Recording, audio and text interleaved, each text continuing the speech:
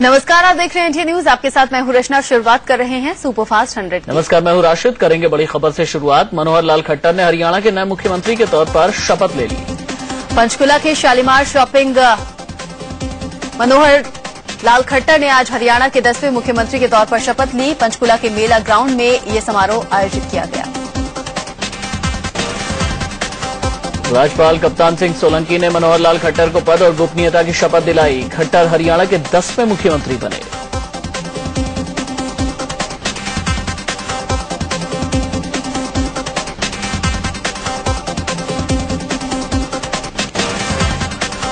शपथ ग्रहण समारोह के दौरान पीएम नरेंद्र मोदी और बीजेपी के वरिष्ठ नेता लालकृष्ण आडवाणी भी मंच पर एक साथ बैठे हुए नजर आए। खट्टर के बाद 6 विधायकों को कैबिनेट मंत्रियों के तौर पर शपथ दिलाई गई। साथ ही 3 विधायकों ने राज्य मंत्रियों के तौर पर पद और गोपनीयता की शपथ ली। मनोहर लाल खट्टर की कैबिनेट में बीजेपी प्रदेश अध्यक्ष रामविलास शर्मा और कैप्टन अभिमन्यु ने कैबिनेट मंत्री के तौर पर शपथ ली। हरियाणा सरकार में कैबिनेट मंत्री के तौर पर ओपी धनखड़ और अनिल विज ने भी पद और गोपनीयता की शपथ ली। इसके बाद राम नरबीर सिंह और कविता जैन ने भी पद और गोपनीयता की शपथ ली। इन दोनों को भी कैबिनेट मंत्री के तौर पर शपथ दिलाई गई। वहीं भूपेंद्र सिंह हुड्डा ने नई सरकार को बधाई देते हुए कहा कि उन्हें भरोसा है कि खट्टर सरकार हरियाणा की प्रगति को और आगे ले जाने का काम करेगी। जिन 3 विधायकों ने राज्य मंत्री के तौर पर शपथ ली उनमें विक्रम सिंह ठेकेदार, कृष्ण कुमार बेदी और करण देव कंबोज शामिल हैं। शपथ ग्रहण समारोह में बीजेपी अध्यक्ष अमित शाह और बीजेपी के वरिष्ठ नेता मुरली मनोहर जोशी भी शामिल हुए। केंद्रीय मंत्रियों में गृह मंत्री राजनाथ सिंह, विदेश मंत्री सुषमा स्वराज और विदेश राज्य मंत्री वीके सिंह शपथ ग्रहण समारोह में शामिल हुए। बीजेपी शासित राज्यों के मुख्यमंत्रियों में गुजरात से आनंदीबेन पटेल, राजस्थान से वसुंधरा राजे, एमपी से शिवराज सिंह चौहान और छत्तीसगढ़ से रमन सिंह शामिल हुए। मनोहर लाल खट्टर के शपथ ग्रहण समारोह में हरियाणा के पूर्व मुख्यमंत्री भूपेंद्र सिंह हुड्डा शरीक नहीं हुए। हुड्डा के मुताबिक उन्हें समारोह में आने के लिए न्योता ही नहीं दिया गया।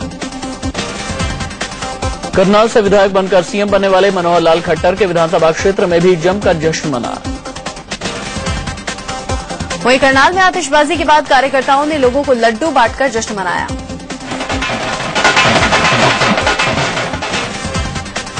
खट्टर सरकार में मंत्री बनाए जाने के बाद राम नरबीर सिंह के पैतृक गांव में लोगों ने जमकर जश्न मनाया। इस मौके पर लोगों ने एक दूसरे को मिठाई खिलाई और जमकर पटाखे फोड़े।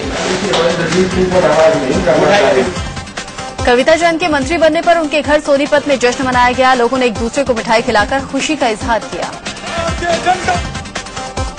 हरियाणा के कुरुक्षेत्र में खट्टर सरकार में राज्यमंत्री बनने के साथ ही कृष्ण बेदी के घर वालों ने जश्न मनाना शुरू कर दिया। घर वालों ने लोगों का आभार जताया। हरियाणा में मनोहर लाल खट्टर के सीएम बनते ही बीजेपी कार्यकर्ताओं ने जश्न मनाना शुरू कर दिया। लोगों ने मिठाई बांटकर खुशी जाहिर की। जिस समय सीएम खट्टर की ताजपोशी चल रही थी उस समय बीजेपी कार्यकर्ता इंडिया न्यूज पर शपथ ग्रहण समारोह का लाइव प्रसारण देख रहे थे। मनोहर लाल खट्टर हरियाणा के 10वें और हरियाणा में बीजेपी के पहले सीएम हैं। हरियाणा विधानसभा चुनाव में बीजेपी ने 90 में से 47 सीटें जीती हैं।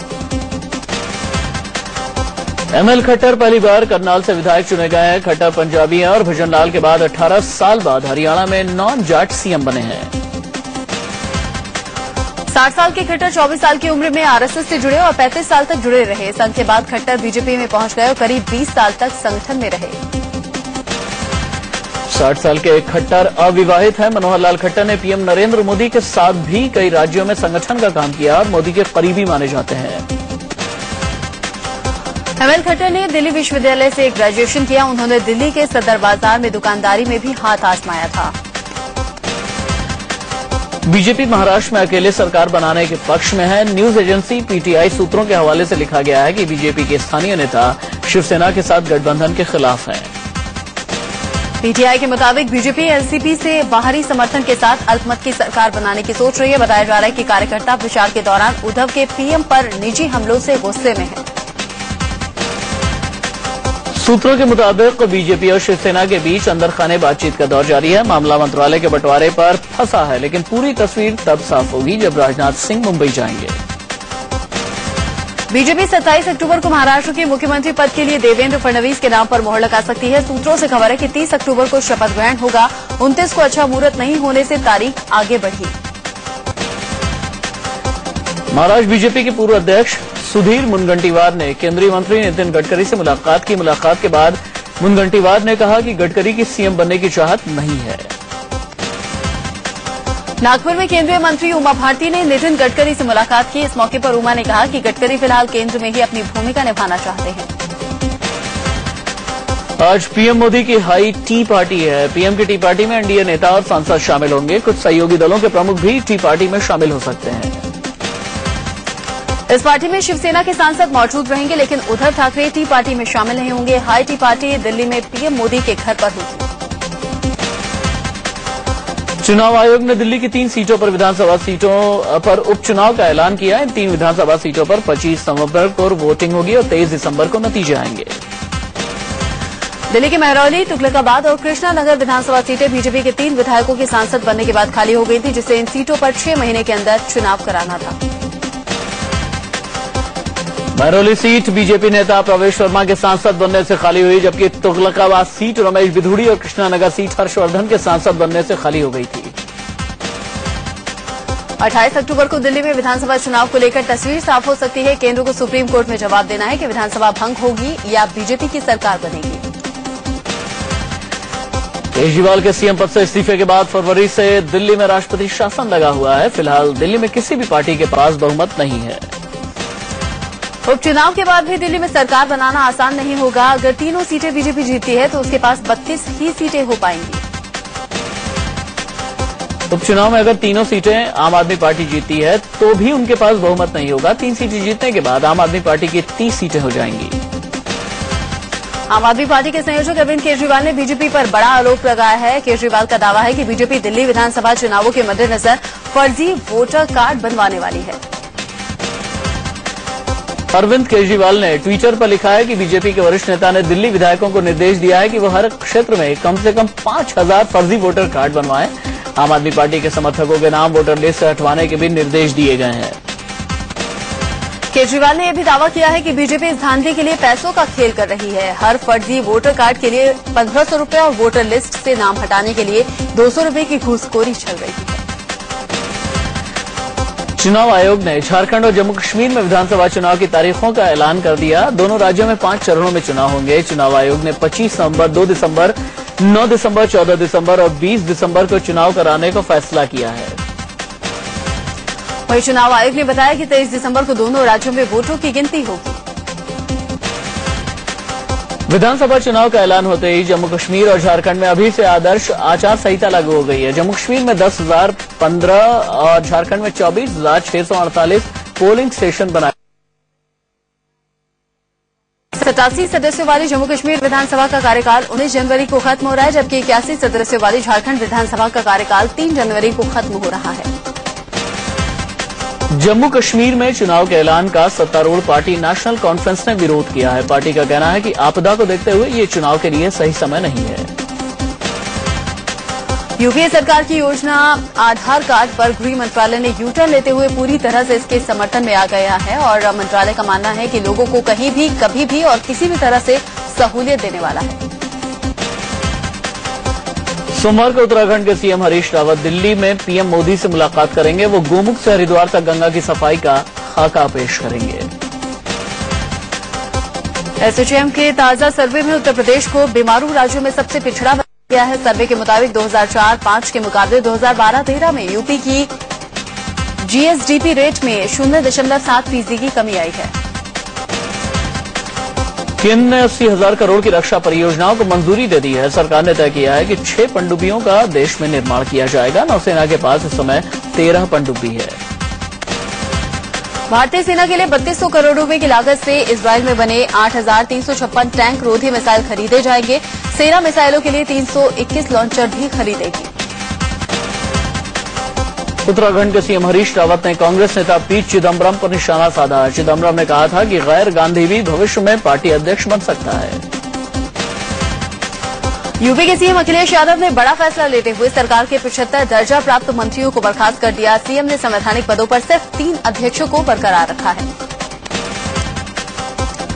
बीजेपी ने अखिलेश सरकार पर निशाना साधा है। बीजेपी के प्रदेश अध्यक्ष ने दर्जा प्राप्त मंत्रियों पर हुए खर्च और उनके कामकाज का अखिलेश सरकार से हिसाब मांगा है।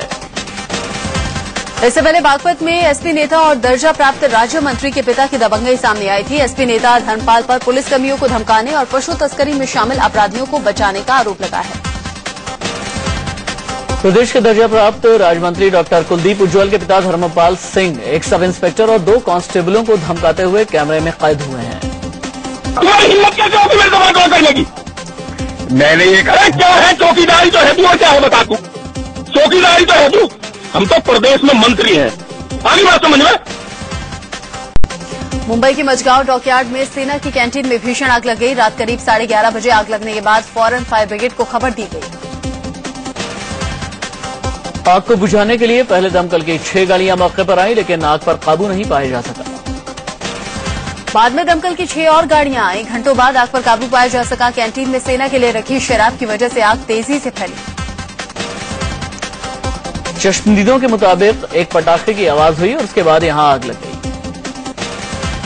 ये कैंटीन दक्षिण मुंबई के डॉकयार्ड रोड स्टेशन के बिल्कुल पास है। सेंट्रल रेलवे हार्बर लाइन की जो ट्रेनें डॉकयार्ड रोड स्टेशन से होकर गुजरती हैं, उन्हें रद्द कर दिया गया।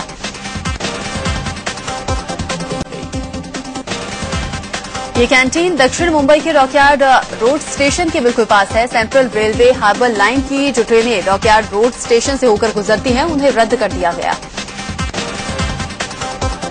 बोकारो में छठ पूजा के लिए सजे बाजार में सुबह सुबह आग लगने से अफरा तफरी मच गई। आग से दर्जनों दुकानें जलकर खाक हो गई। लोगों के मुताबिक किसी दुकान से पूजा के दौरान भड़की आग ने देखते ही देखते पूरे बाजार को अपनी चपेट में ले लिया। आग से करोड़ों के सामान जलने का अनुमान है। सूचना पाकर मौके पर पहुंची दमकल की आधा दर्जन गाड़ियों ने घंटों की मशक्कत के बाद आग पर काबू पाया। गनीमत रही कि इस हादसे में कोई हताहत नहीं हुआ। मध्य प्रदेश के खंडवा में भीषण सड़क हादसा हुआ। 8 लोगों की जान चली गई, जबकि 7 लोग गंभीर रूप से जख्मी हुए हैं। घायलों को अस्पताल पहुंचाया गया। एक बेकाबू ट्रक ने जीप को जोरदार टक्कर मार दी, जिसमें जीप में बैठे लोगों पर कहर टूट पड़ा। जीप सवार सभी लोग जलगांव से ओंकारेश्वर दर्शन के लिए जा रहे थे। असम के नौगांव जिले में सड़क हादसे में 9 लोगों की मौत हो गई। हादसे में करीब 15 लोग गंभीर रूप से जख्मी हो गए।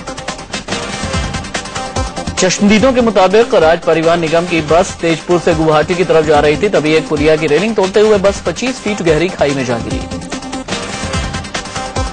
यह हादसा तड़के सुबह हुआ। माना जा रहा है कि तेज रफ्तार होने के चलते चालक बस से नियंत्रण खो बैठा, जिसके चलते दर्दनाक हादसा हुआ।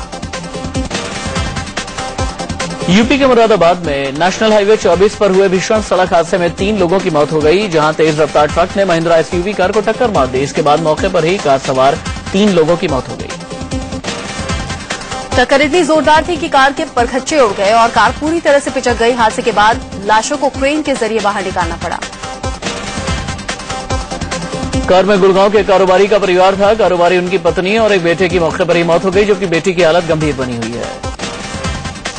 पंजाब के अमृतसर में भंडारी पुल पर धरना प्रदर्शन कर रहे लोगों पर पुलिस ने जमकर लाठियां बरसाई। पुलिस ने लोगों को दौड़ा दौड़ाकर पीटा। पुलिस ने कुछ लोगों को हिरासत में भी लिया है। दरअसल एक समुदाय विशेष के 2 गुटों के बीच हुई मारपीट के मामले को लेकर एक गुट धरना प्रदर्शन कर रहा था। पुलिस ने इन लोगों को समझाने की कोशिश की तो ये भड़क गए। इसके बाद पुलिस ने लाठियां बरसाई। यूपी के आगरा में एक विवाहिता की लाश पेड़ से लटकी हुई मिली। महिला के हाथ पैर बंधे हुए थे, उसके कपड़े भी फटे हुए थे। घरवालों ने रेप के बाद हत्या की आशंका जाहिर की है। हत्या से नाराज लोगों ने पुलिस पर पथराव किया और आरोपियों की जल्द गिरफ्तारी की मांग की। पुलिस ने अज्ञात लोगों के खिलाफ मामला दर्ज कर लिया है। अलीगढ़ के मटराक स्टेशन पर बीती रात ट्रेन में डकैती हुई। गोलियां चली। आनंद विहार एक्सप्रेस में 3 बदमाशों ने अचानक धावा बोल दिया। बंदूक के बल पर बदमाशों ने जमकर लूटपाट की। लूटपाट का विरोध करने पर बदमाशों ने एक यात्री को गोली मारकर जख्मी कर दिया और फरार हो गए। मुंबई से सटे भिवंडी में 15 साल के एक बच्चे की नरबली का मामला सामने आया है। चश्मदीदों के मुताबिक बच्चे की हत्या कर उसकी लाश को एक निर्माणाधीन मकान में गाड़ दिया गया। घरवालों ने अपने पड़ोस में रहने वाले दंपति पर लड़के को अगवा करने का आरोप लगाया था। पुलिस ने आरोपी महिला को गिरफ्तार कर लिया है, जबकि उसके पति की तलाश जारी है। यूपी के लखीमपुर में ट्रक की चपेट में आने से बाइक सवार मां बेटे की मौत हो गई। चश्मदीदों के मुताबिक ट्रक काफी तेज रफ्तार में था, जिसकी चपेट में आने से मां बेटे की मौके पर ही